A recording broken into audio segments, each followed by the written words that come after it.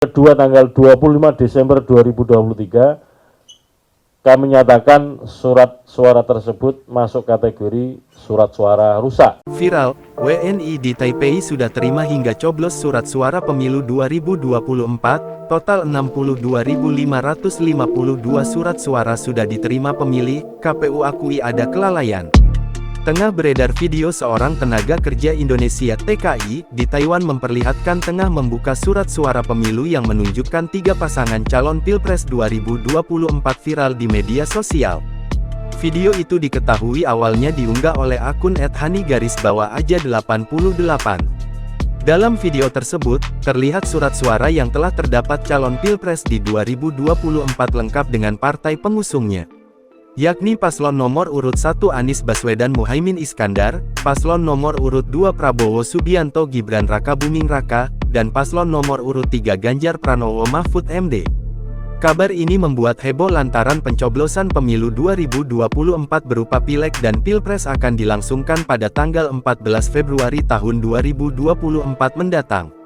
Namun WNI di luar negeri dalam hal ini Taiwan justru telah menggunakan hak konstitusionalnya pada akhir Desember.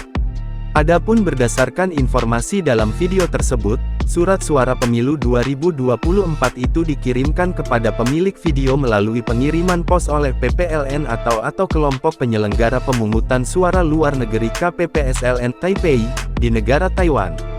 Ketua KPU Ri Hashim Asyari mengaku telah menerima surat klarifikasi Ketua PPLN Taipei pada Selasa tanggal 26 Desember tahun 2023 perihal permohonan maaf dan penjelasan. Total, 31.276 pemilih di Taiwan sudah menerima surat suara pemilu 2024 secara prematur di luar ketentuan jadwal. Ia juga memaparkan alasan yang diklaim membuat PPLN Taipei mengirim surat suara kepada pemilih via pos lebih dulu dari jadwal yang ditentukan. Yang pertama bahwa pemilih kita di Taipei atau Taiwan itu sebagian besar atau didominasi oleh warga kita yang menjadi pekerja migran Indonesia (PMI).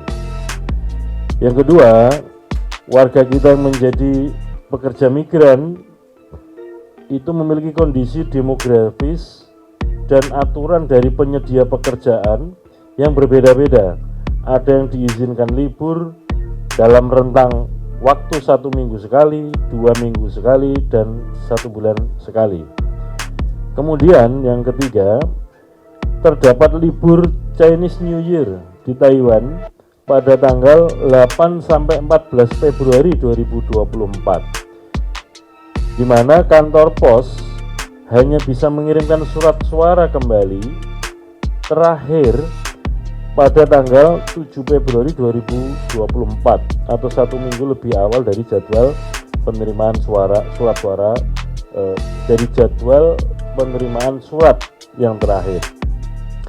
Nah, berdasarkan pertimbangan tersebutlah kemudian KPU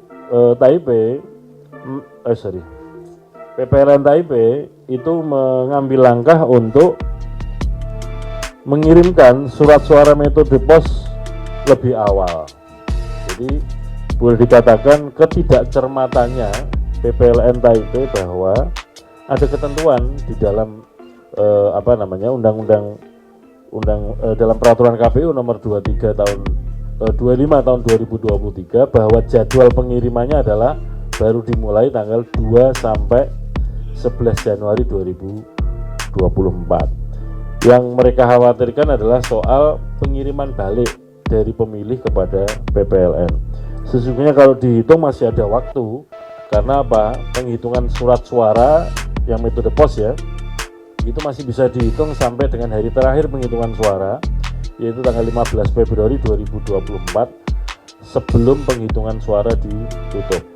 Ia menegaskan, suara yang telah diberikan 31.276 pemilih di Taipei, atau total 62.552 surat suara akan dianggap rusak. Hal itu telah dituangkan KPU RI dalam instruksinya kepada PPLN Taipei. PPLN Taipei juga diminta membuat berita acara tentang surat suara yang tidak dipergunakan, dengan disaksikan peserta pemilu, baik dari partai politik, perwakilan pasangan calon presiden dan wakil presiden, serta panitia pengawas pemilu Panwaslu di Taiwan. Surat suara yang tidak diperhitungkan itu akan dimasukkan ke dalam sebuah wadah yang sudah disediakan, diikat, dan selanjutnya disimpan PPLN Taipei dengan memperhatikan aspek keamanan. KPU akan menyiapkan surat suara pengganti dari surat suara yang telanjur dikirim dan dianggap rusak.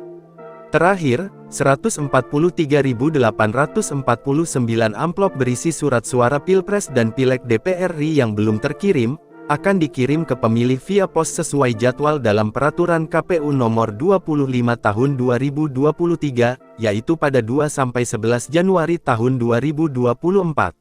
Download Tribun X sekarang, menghadirkan lokal menjadi Indonesia.